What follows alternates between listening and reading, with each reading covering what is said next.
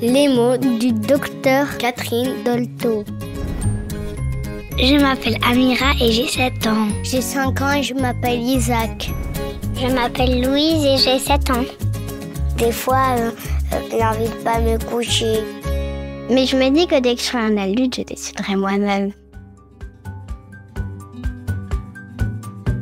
Bonjour à tous et toutes, les petits et les grands. Je m'appelle Catherine Dolto, je suis médecin. Mon métier, c'est d'aider les enfants et les grandes personnes qui ont quelque chose de difficile dans leur vie. J'écris les livres de la collection Mine de rien avec mon éditrice Colline Forpoiré.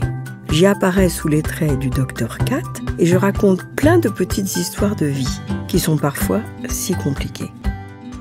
Dans ce podcast, des enfants se racontent, ils posent des questions et je vais essayer d'y répondre de mon mieux. Car je pense que mine de rien, quand on comprend mieux, on grandit mieux. Il y a des gens qui sont un peu compliqués à vivre pour les grands, c'est les bébés et les petits. Parce qu'ils parlent pas, ils pleurent, ils font plein de bêtises. Et à la fois on les aime et on les déteste par moments, presque en même temps. C'est de ça qu'on va parler aujourd'hui.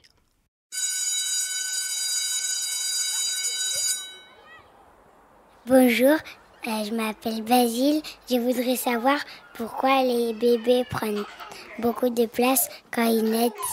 Parce qu'ils font beaucoup de caprices et aussi les parents, ils n'ont pas le temps de s'occuper de nous. Alors merci Basile, parce que là tu poses une question formidable.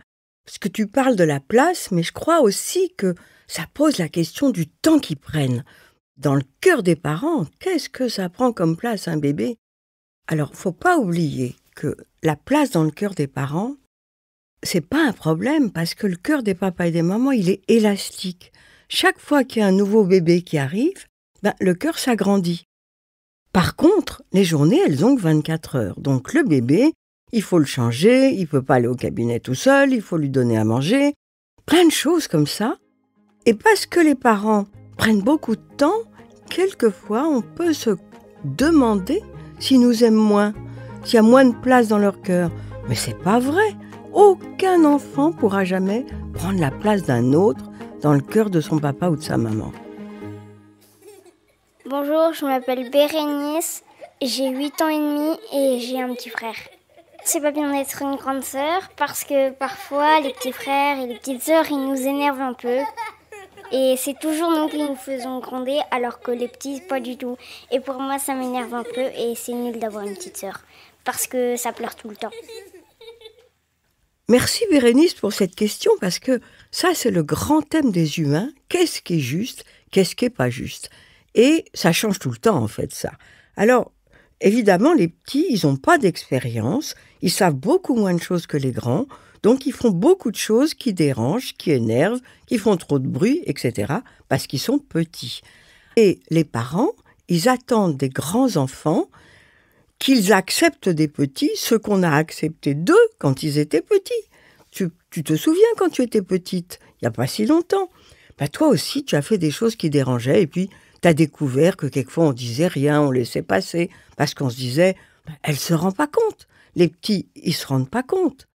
Alors, ça ne règle pas le fait que, oui, quelquefois, il y a des parents qui sont injustes, parce qu'ils se sont énervés, parce qu'ils n'ont pas eu le temps de comprendre, ils ont réagi vite, et parce que tout le monde criait, pleurait, etc.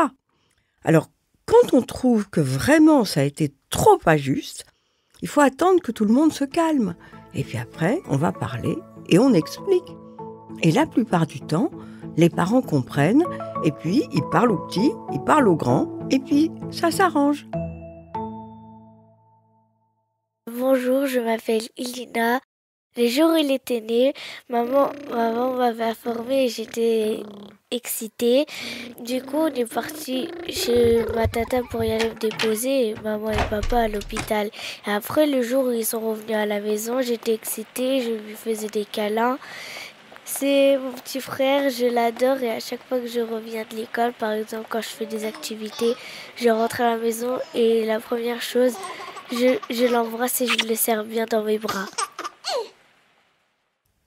Merci Lina pour ce témoignage, parce que c'est formidable de s'aimer comme ça et d'être si contente d'être la grande sœur de ce petit frère.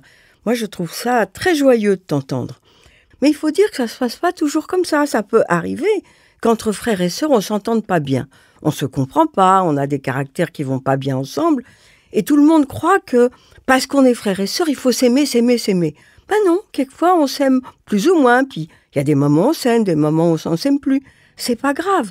Ce qu'il faut, c'est simplement vivre ensemble, sans se faire du mal, en se respectant, qu'on s'aime ou qu'on s'aime pas.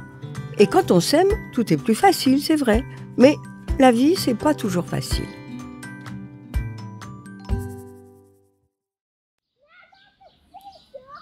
Je m'appelle Joséphine et j'ai 9 ans.